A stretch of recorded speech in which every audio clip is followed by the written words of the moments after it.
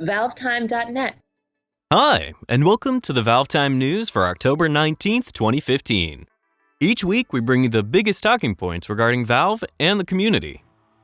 It's been quite a while since the community had a good legitimate leak from Valve as the result of an honest mistake rather than theft. That changed last Friday evening as Nick attempted to actually take the night off when our good friends over at SteamDB spotted a trio of new text files uploaded to the Dota 2 Workshop tools, which we all know run on Source 2. The three files in question are named hl3.txt, rpg.txt, and lights.txt, which, needless to say, sound interesting enough to investigate further.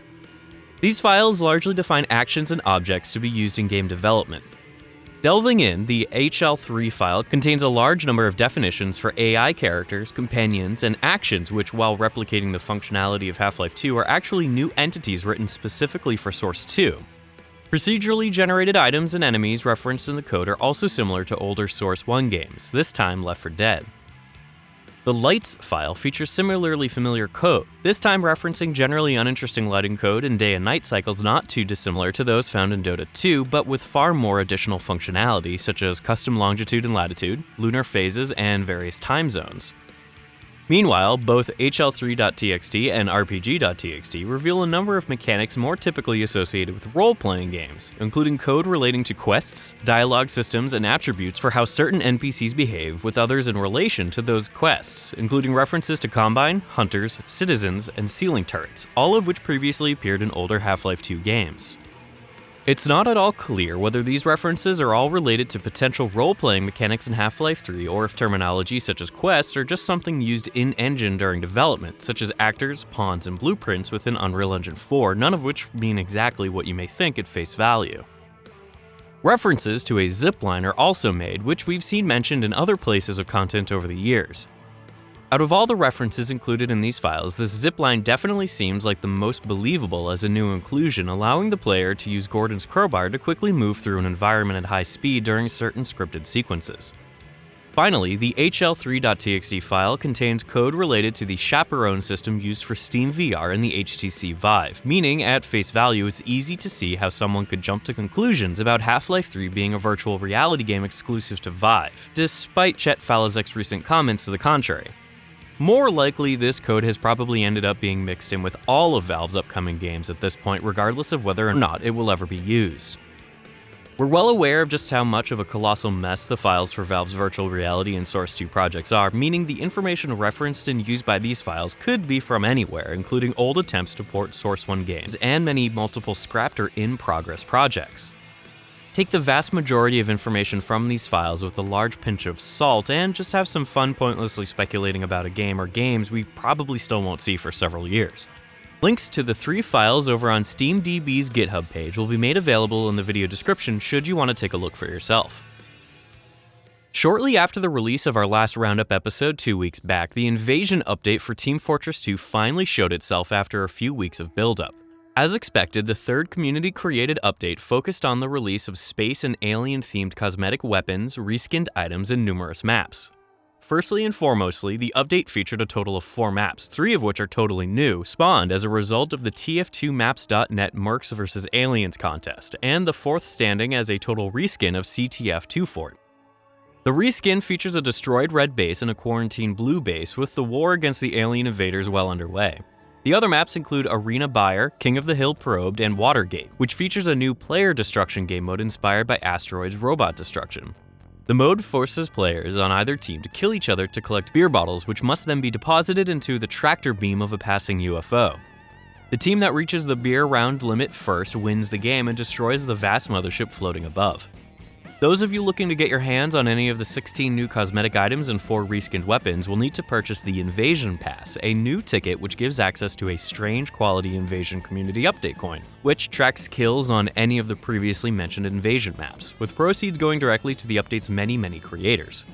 The pass also gives access to 2 space cases as random item drops, which, once opened with a key, will provide one of the aforementioned cosmetic items, all of which have a small chance to feature one of several new space-themed unusual effects. An updated version of the Invasion trailer released by the community several months ago was also posted to the Invasion announcement page, which we highly recommend checking out if you're a fan of high-quality source filmmaker shorts. Because, honestly, why wouldn't you be? If you're looking for some commentary regarding the development of the Invasion update, check out a trio of pages released over on the Critscast website, which go into frankly way more detail about the development, marketing, and eventual release of Team Fortress 2's third community-created update. With the recently released Source 2 client for Dota 2 still in an imperfect state, several updates released over the past few weeks were mainly aimed at continuing to fix numerous problems with the game. The small bug fixes and improvements are definitely too numerous to mention here on the show, but a few of the changes discussed in a recent blog post are worth bringing up, albeit briefly. These include the addition of a new collection view option within the Armoury, allowing players to choose which items they want to display as well as how to display them, similarly to the Source 1 client. Those fond of the old Source 1 layout should be able to import item arrangement into this new collection view, making for a more personalized experience when compared to the category-only system which previously existed in Source 2. Getting a group of people together to play the game has also gotten easier, as details for parties and lobbies can now be directly shared in any chat channel, including those of friends and the neighborhood chat, making it simpler than ever to advertise the fact you're looking for players. Another update released this past week re-enabled 5v5 team matchmaking, implemented numerous improvements for the coin wagering system, and a whole batch of new Russian voice acting and subtitles. The patch also introduced a new Soaring Cache treasure chest available to purchase exclusively for Fall Season 2015 Compendium owners. The treasure features 7 new item sets, a new Golem summon for Warlock, and a Frog Death Ward for Witch Doctor.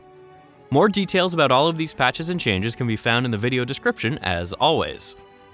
The blog post accompanying this update also included the most recent of Valve's live recording videos, highlighting the main theme of the Dota 2 Reborn client by Tim Larkin and the Northwest Sinfonia at the Bastyr University Chapel in Valve's hometown of Kirkland, Washington. As anyone who has loaded up the Dota 2 client since the start of the Reborn beta will know, this new theme stands as an update to the original Dota 2 theme by apparently incorporating several new compositions that have been added to the game over the last several years. It's definitely Dota's most impactful and striking main theme yet released, and combining the awesome music with a recording of the also awesome and clearly very talented people who made it happen makes it even better.